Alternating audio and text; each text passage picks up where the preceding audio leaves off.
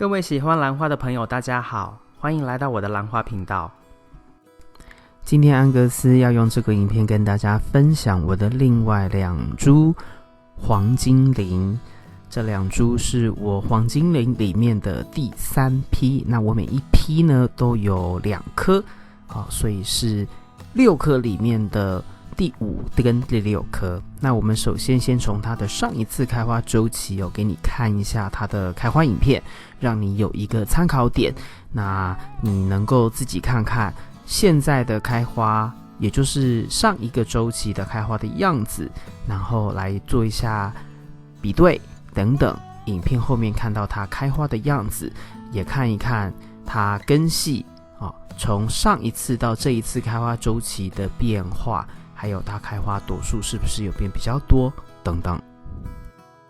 那我在这边呢，一样要交代一下为什么我会有6株黄精灵的故事。因为呢，几乎每一次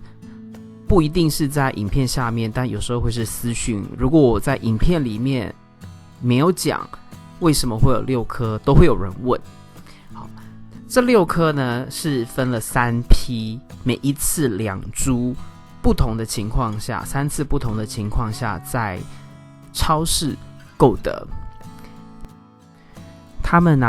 都是我还住在纽约市的时候，在当地的超市 Trader Joe's 购得的。我记得他们的价格当时是8.99块，就是用中型的蝴蝶兰的那个价格在贩售。它小型的蝴蝶兰当时1颗是$5.99，那这个的价格当时是8.99。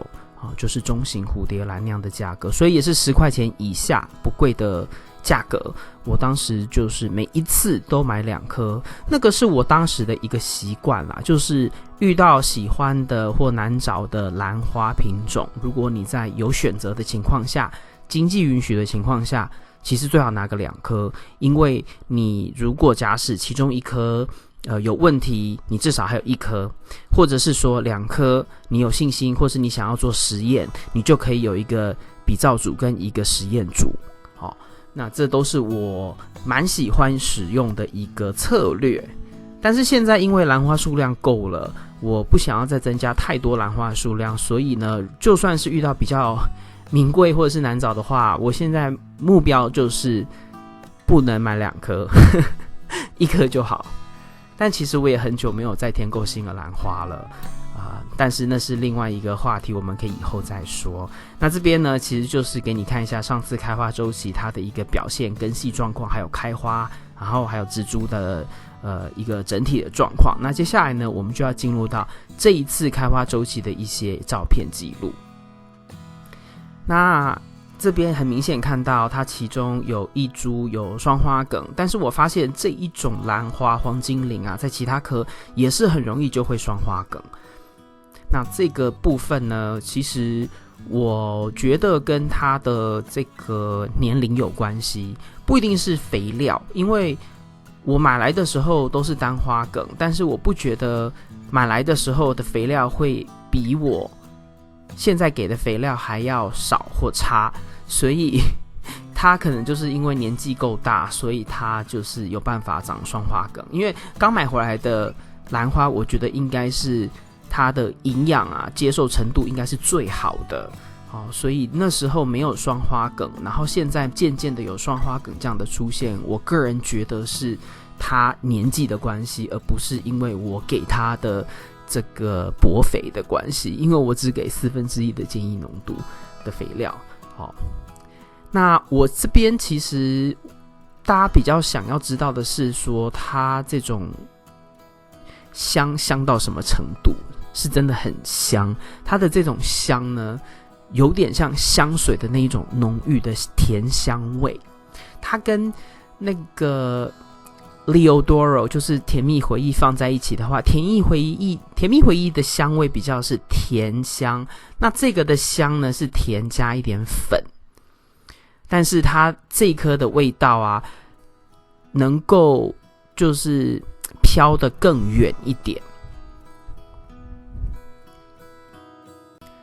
另外一个我很喜欢这一种品种的兰花是它开出来的花其实相当的厚实，除了说它的这个颜色黄色呢相当饱和的黄之外，它的花的厚度啊，你摸的时候其实是相当厚的，所以我很喜欢这样子的兰花。那它们全部都打开的时候呢，其实那香味真的是相当的浓郁。那你这边有看到它的这个根系长得比上一个开花周期还要更好，然后用的介质是无机的介质，小颗粒居多，因为它的根系呢就是一般粗，所以呢我觉得还是用小颗粒，比例大概是2，然后大颗粒的可能是 0.5 这样的一个比例，或者是甚至1也有可能，因为中间有时候你看不到的中间我是用大颗粒，但是基本上小颗粒的话一定是至少2倍的量。那这些都是杯底有洞的传统种植方式加上无机介质的搭配。他们每一个礼拜都会收到1/4杯的水量，然后每个月我都会用清水来用内外杯交叠的方式做浸泡。那这边呢是很快的给你看一下我所有6颗放在一起同时开花的一个景象，它们真的很香，同时一起开真的是相当的香。那这边呢也是给你看一下当时的一个全家福6颗一起的影片。那这边看到的是头2颗，你有没有看到这2颗它的花比较不一样一点，就是左上右上的这个也看起来像是它的花唇，那这种英文叫做 Peloric， 中文我忘记叫什么了。然后第3、第4株跟今天讲的第5、第6株，它们的花就是一般正常的这一种兰花的呈现，就是左上右上的花瓣呢是没有像它花唇那样子的特征。在超市要能够遇到难找的花或是有香味的花，其实可遇不可求，因为在我买完第5、第6颗之后，也好一段时间在 Trader Joe's 都没有再看到这一种兰花的贩售，然后甚至它会香的蝴蝶兰，在我现在当地德州呢，也是在其他的超市通路看到，也不是在 Trader Joe's 看到。以上就是今天为您带来的影片。如果你喜欢这个影片，请帮我在影片的下面点个赞。如果你要继续与我一起学习怎么养兰，别忘记订阅我的频道并打开通知铃铛。谢谢您的观赏，我们下次再见。